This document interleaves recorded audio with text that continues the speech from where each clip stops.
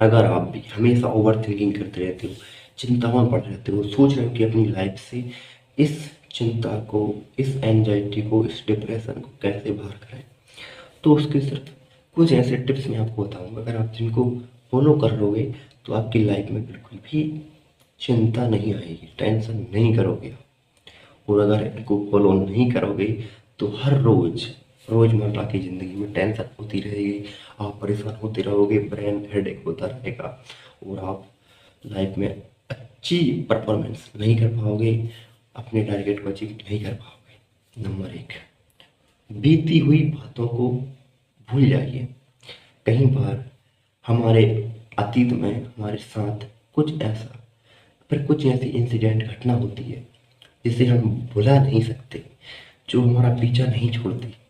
जरूरी है, ये चीज़ जरूरी है आपको समझना। अगर आप इस चीज़ को नहीं समझोगे तो परेशान होते रहोगे। देखो भैया, जो चीज़ आपके साथ घटित हो गई है, अगर मेरा ये हाथ टूट गया, ऑपरेशन हुआ, डॉक्टर ने इसको ठीक कर दिया, अब स्टेजेस यहाँ पर है, यहाँ पर स्टेजेस के निशान है। अब 10 साल बाद मैं सोचूं यार कि मैं, अगर मेरा हाथ नहीं टूटता तो स्टेजेस नहीं होते, मैं अच्छे से काम कर पाता, अच्छे से हाथ वर्क कर पाता मेरा। सोचना बात को है, सीरियस बात है। अगर आप सोचोगे 10 साल बाद कि यार गलत हुआ है, अगर मैं छत से ना कूदता तो मेरा हाथ नहीं टूटता, मुझे बाद में समझना चाहिए इस बात को, यार मेरा हाथ टूट गया, मैं कितना परेशान हूँ। अब मेरा हाथ बाकी लोगों की तरह नहीं है, इस पे स्टेजेस हैं, अच्छा नहीं लगता है, एक कमज़ोर हो चुका है, दर्द होने लगता है थोड़े थोड़े काम करने में, पहले नहीं होता था। अगर मैं वहाँ से नहीं कूदता तो मेरा हाथ नहीं टूटता। अब देखो समझो बात, अब आपको खुद पता है कि अगर आप चाहो तब भी हाथ को ठीक नहीं कर सकते हो, नहीं कर सकते ना। अगर आपका हाथ टूट गया है, अब आप चाहते हो कि पहले जैसा नॉर्मल हो जाए, इस पे स्टेचेस ना रहे, टूटा हुआ ना रहे, पहले जैसा भगवान ने गॉड गिफ्टेड था वैसा ही रहे, तो आप इसको चाहते हुए भी नहीं कर सकते ठीक।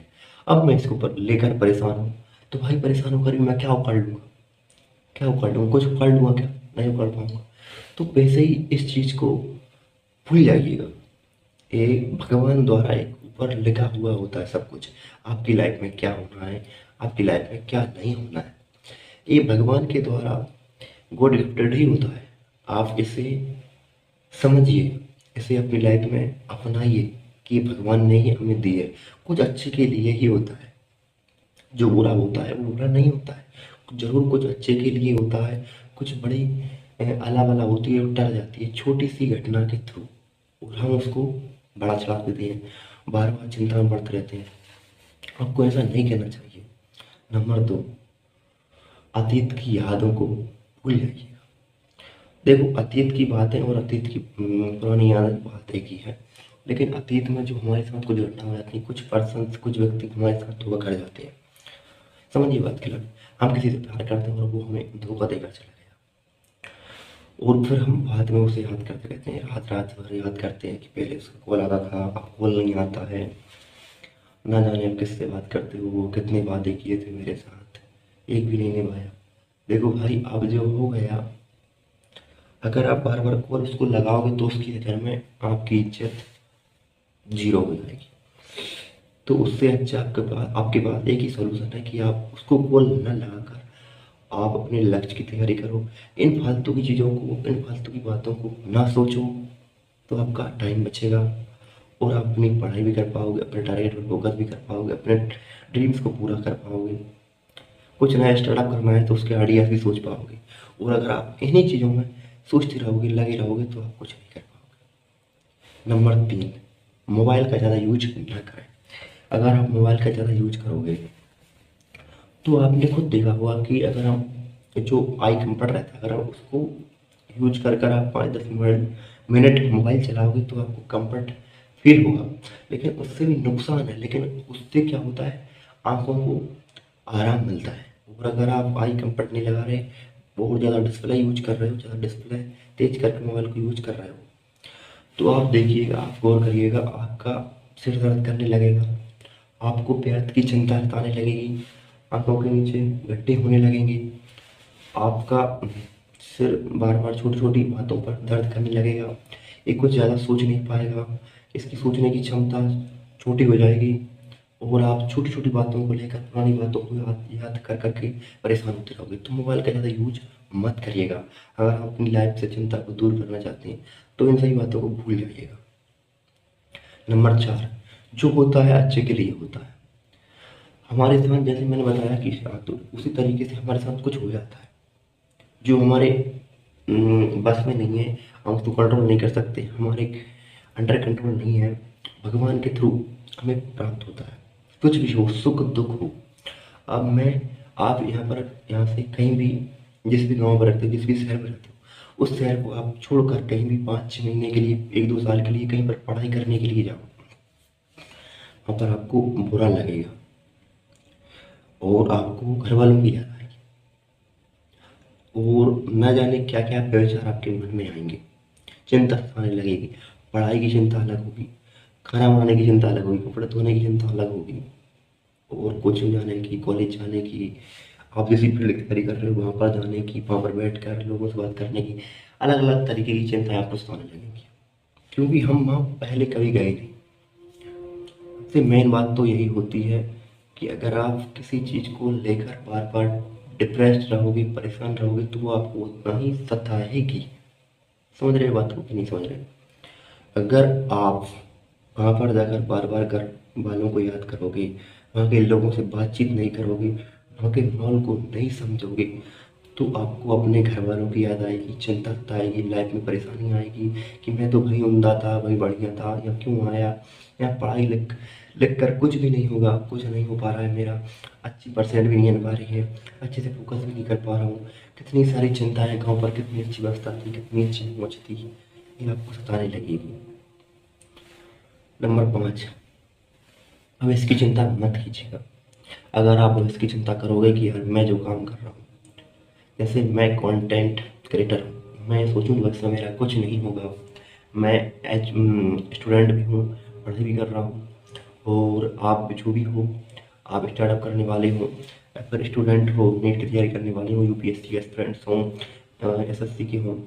अब आप सोचो कि मेरा पहला बार तो निकल गया, दूसरा नहीं निकला तो क्या, है ना बस की चिंता। दूसरा नहीं निकला तो क्या हुआ, अरे भाई ये सोच के पहले निकाल लिया है मैंने पहला बार, तो दूसरा क्यों नहीं निकलेगा। अगर आप पॉजिटिव इस दिमाग में सोचोगे तो ये पॉजिटिव ही आपको देगा। अगर आप नेगेटिव सोचोगे तो ये आपको नेगेटिव ही देगा, यानी कि नेगेटिविटी ही आपके मन में भरेगा। आप ये सोचोगे मैंने जब पहले बार निकाल लिया तो दूसरा कौन सा टफ है, फिर आपके दिमाग में ख्याल आएगा भाई साहब पहला पेपर दूसरे जैसा नहीं होता, पहला एक टेस्ट पेपर है, दूसरा कटिंग पेपर है। आपका दिमाग कहेगा यार लगता है यार नहीं निकल पाएगा, फिर आपका दिमाग कहेगा यार तू घबरा मत यार भाई, यार परेशान मत हो यार निकल जाए, फिर आपका दिमाग कहेगा नेगेटिव दिमाग वाला, अरे यार मुझे नहीं लगता कि निकल जाएगा, नहीं यूपीएससी ऐसी कठिन परीक्षा मुझसे नहीं निकलेगी, कई सारे लोग, कुल 400-500 वैकेंसी होती है, 400-500 नौकरियां होती हैं, इसमें से कम 2-3 लाख फॉर्म डलते हैं, न जाने कितने लोग बैकअप कर लेते हैं, कितने कंपटीशन है, कितने लोग हैं यहाँ पर, मैं कैसे परफॉर्म कर पाऊँगा इन लोगों से, कैसे कॉम्पिटिटिव एग्जाम को क्रैक कर पाऊँगा, कॉम्पिटिटिव एग्जाम प्रतियोगिता हासिल कर पाऊँगा, प्राइज यानी कि जीत पाऊँगा। कहने का मतलब है इतने सारे लोग हैं, मैं कैसे इनसे प्रतियोगिता कर पाऊँगा, कॉम्पिटिटिव एग्जाम है ये। तो मन में कई सारे डाउट, भविष्य की चिंता आती है कि यार नहीं होगा तो क्या होगा, आज मेरे पास इतना समय है, अगर 3 साल में एक और अगली बार होगा, वो तो मैं 3 साल, मेरे 3 साल बर्बाद हो जाएंगे, और अगली साल 3 साल बाद भी नहीं हुआ तो 6 साल बर्बाद हो जाएंगे, मैं लाइफ में कितना पीछे हो जाऊँगा, मैं ना तो जॉब करने के काबिल रहूँगा, ना ही स्टार्टअप करने के काम के रहूँगा। तो भाई एक बात हमेशा याद रखना, थॉमस अल्वा एडिसन आपने नाम सुना होगा, उन्होंने बल्ब का आविष्कार किया था। तो वो 9,999 बार फेल हुए थे, और कहीं कहीं लोग 999 बार फेल होने को भी कहते हैं। तो दोनों ही तथ्य अपनी जगह पर सत्य हैं। इनको अभी जहाँ जहाँ तक है वहाँ तक 9,999 बार यानी कि 10,000 बार में ही बल्ब का आविष्कार हुआ था। और रही बात 999 की, तो हो सकता है, लेकिन गूगल पर सर्च करते हैं जब हम पढ़ते हैं तो कहीं भाई दोनों जगह पर 9,999 भी आता है और 999 भी आता है। तो जब थॉमस अल्वा एडिसन ने 999 मान लेते हैं बार आविष्कार किया, तो वो सफल नहीं हुए, एक बार किया तो सफल नहीं हुआ, 2 बार किए सफल नहीं हुआ, लेकिन जब 10 बार किए तब भी सफल नहीं हुआ। तो सोचो कोई व्यक्ति 9,999 बार फेल होता है, लेकिन फिर वो हिम्मत नहीं हारता कि यार मैंने जो ठाना है वो उसको करूँगा। तो आप कैसे एक दो बार में यार सोच लेते हो क्या क्या नहीं होगा तो नहीं कर पाऊंगा, दूसरी चीज़ को कर लूँगा, क्यों व्यर्थ की चिंता में पड़ते हो? जब थॉमस अल्वा एडिसन ने नहीं सोचा कि यार इतनी बार नहीं हुआ तो अब क्या होगा, लेकिन वो लगा रहा और उसने बल्ब का आविष्कार कर दिया। दशरथ मांझी, एक पहाड़ को काट दिया यार उसने तो।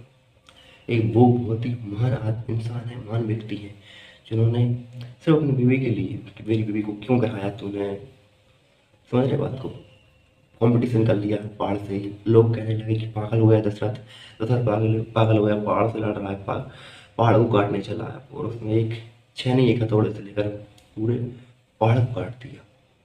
हाँ लग गया समय उसे, उन्हें समय लग गया, मैं क्षमा चाहता हूँ उनके लिए, कुछ जो भी व्यक्ति अपशब्द कहते हैं उसके लिए।